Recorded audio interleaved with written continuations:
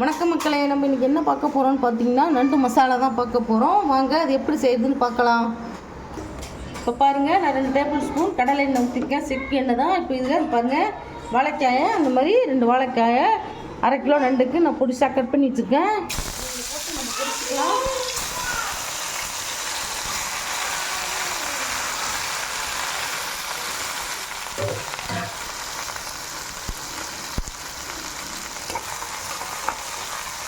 இதுலேயே வேண்டி வாழைக்காய் ஆல்ரெடி நான் நண்டு நான் காலையிலே வாங்கிட்டேன். ஏன்னா நண்டு கழுவாமல் அப்போயே உடனே உடனே வச்சோம்னா நண்டு நல்லாயிருக்கும். நான் ஆல்ரெடி இதை பற்றி ஒரு வீடியோ போட்டிருக்கேன்.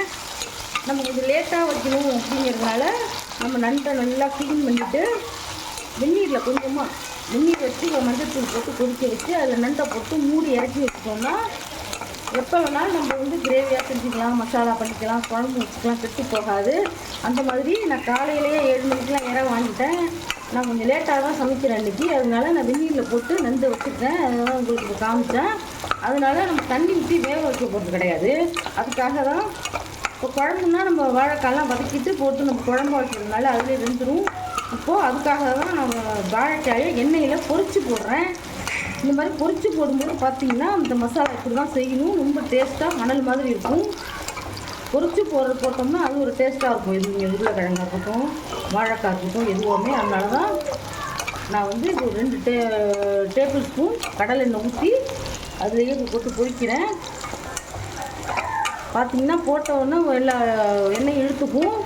அது நல்லா வெந்ததுக்கப்புறம் முறுமுறுன்னு ஆனதுக்கப்புறம் பார்த்திங்கன்னா எண்ணெயெல்லாம் விட்டுரும். எண்ணெயை கட்டிடும்னு சொல்லுவாங்க, விட்டுரும். அது விட்டுட்டு இருப்பாருங்க. அதுதான் இது வெந்ததுக்கு பதம். இந்த மாதிரி நீங்களும் செஞ்சு பாருங்கள். வரும் வெந்துருச்சு வரும் வாழைக்காய். ஒரு குட்டி குட்டி பீஸாக இருக்குங்க, அப்போ தான் சீக்கிரம் வேவும். வெந்துருச்சு வரும் வாழைக்காய். 1 ஸ்பூன் சோம்பு பாருங்கள், ஒரு 10-15 மிளகு,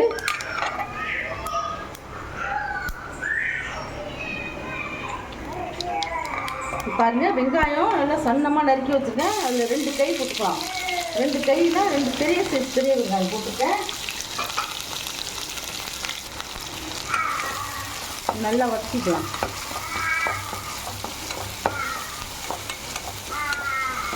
நல்லா இந்த மாதிரி வதக்கிக்கோங்க.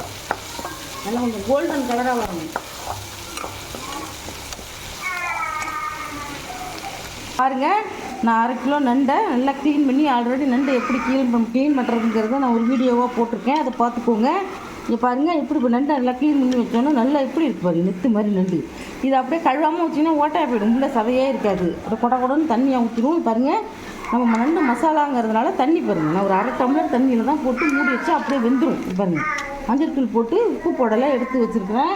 இப்போ வெங்காயம் தோலோட ஒரு 10 பல் பூண்டு, 1 இஞ்சி வச்சு அம்மியில் தட்டி வச்சுருக்கேன். பாதி கோல்டன் கலர் ஆகிடுச்சு பாருங்க. இது போதும். நல்லா வெங்காயம் வதங்கிட்டுனாலே அந்த வெங்காயம் நல்லா பாதி கோல்டன் வந்ததுக்கப்புறம் வெங்காயம் வெடிக்கிற சத்தம் வரும் நமக்கு. இப்போது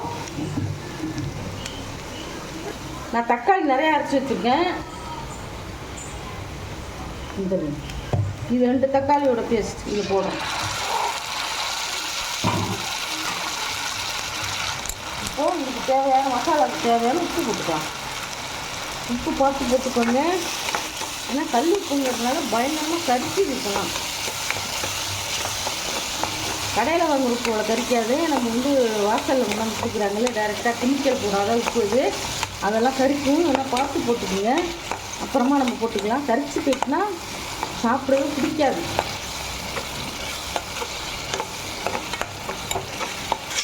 பாருங்கள், நல்லா உப்பு போட்டு வாங்கினோன்னா நல்லா தக்காளி நல்லா மசிச்சு பாருங்கள். அதாவது எண்ணெய் பிரிஞ்சு வச்சுக்கலாம்.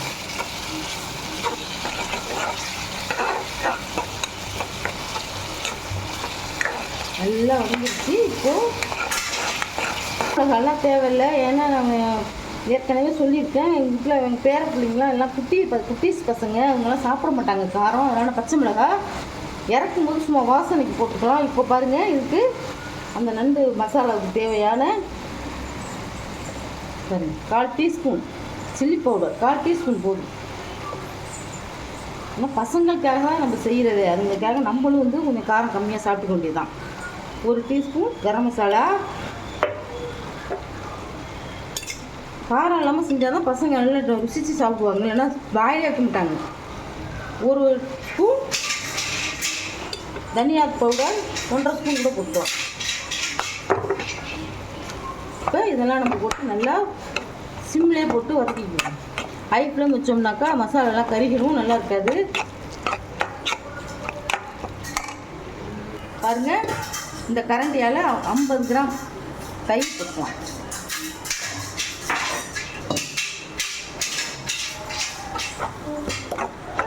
எல்லாமே அந்த பக்குவப்படி நம்ம செஞ்சால் தான் அந்த டேஸ்ட்டு எல்லாமே கரெக்டாக இருக்கும். இதையும் போட்டு நல்லா வதக்கிக்கலாம். வாசனை எப்படி அருமையாக வருது.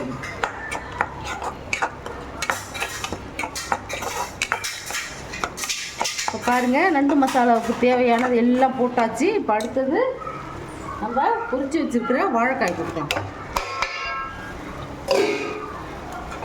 வாழைக்காயும் போட்டு இந்த மாதிரி மசாலாவோட நல்லா கிளப்பிக்கணும். நல்லா அருமையாக அந்த வாழைக்காய் அவ்வளோ டேஸ்ட்டாக இருக்கும். அது நாட்டு வாழைக்கான்னு கடையில் உங்களுக்கு தெரிஞ்சிருக்குன்னு நினைக்கிறேன். இது எங்கள் கொள்ளையில் இருக்குது, அதனால நான் பறித்து போட்டிருக்கேன். இப்போது நான் நண்டை பாயில் பண்ணி வச்சுருக்கேன். இந்த ரவியோடு தண்ணி இருக்குது, அதோடு இதில் ஊற்றிடலாம். ஊற்றி நல்லா கழுவி விட்டுருக்கேன். பெரிய நண்டாக இருந்தால் நம்ம 2ஆக புட்டு போட்டுக்கலாம். இது குட்டி நண்டு தாங்கிறதுனால நான் அப்படி முழுசாக தான் போட்டுக்கேன்.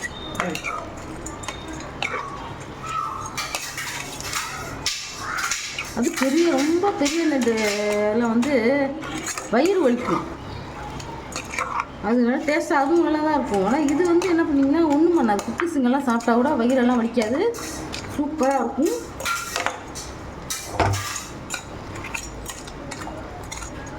இப்போ பாருங்கள், மசாலாலாம் நல்லா நண்டோட செஞ்சிருச்சு. வாழைக்காய் அருமையாக இருக்கும்.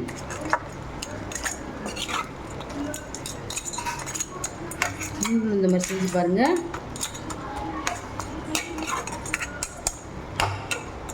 இப்போ பாருங்கள், நண்டு மசாலா ரெடி ஆகிடுச்சு. இப்போ 10 நிமிஷம் மூடி போட்டு அப்போ பார்க்கலாம். பாருங்கள், நண்டு மசாலா ரெடி ஆகிடுச்சு. இப்போ கருவேப்பிலை ஒரு கொத்து போட்டுக்கலாம். அதுக்கப்புறம் பாருங்கள், தேங்காய் இந்த மாதிரி ஒரு மீடியம் சைஸ் தேங்காய் உடைச்சி அதில் பாதி தேங்காய் பூ நல்லா ஃப்ரெஷ்ஷாக திருவி அதையும் போட்டுக்கலாம்.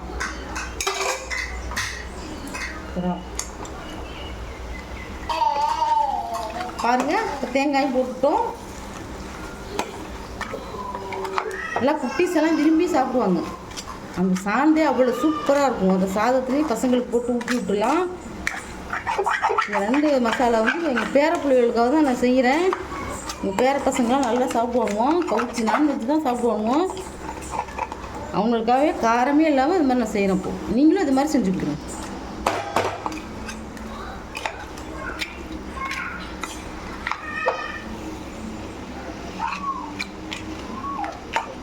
பாருங்கள், வாழைக்காய் போட்டது தெரியல பாருங்கள்.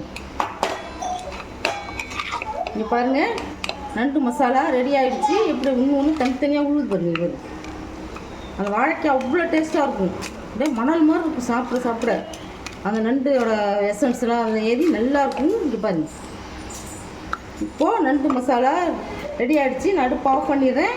இதே மாதிரி நீங்களும் செஞ்சு கொடுத்து அசத்துங்க. இந்த ரெசிபி உங்களுக்கு பிடிச்சிருந்ததுன்னா கமெண்ட் பாக்ஸில் கமெண்ட் பண்ணுங்கள், ஷேர் பண்ணுங்கள், லைக் பண்ணுங்கள், சப்ஸ்கிரைப் பண்ணி பாருங்கள். அப்போ தான் நாங்கள் போடுற வீடியோலாம் உங்களுக்கு வந்து சேரும்.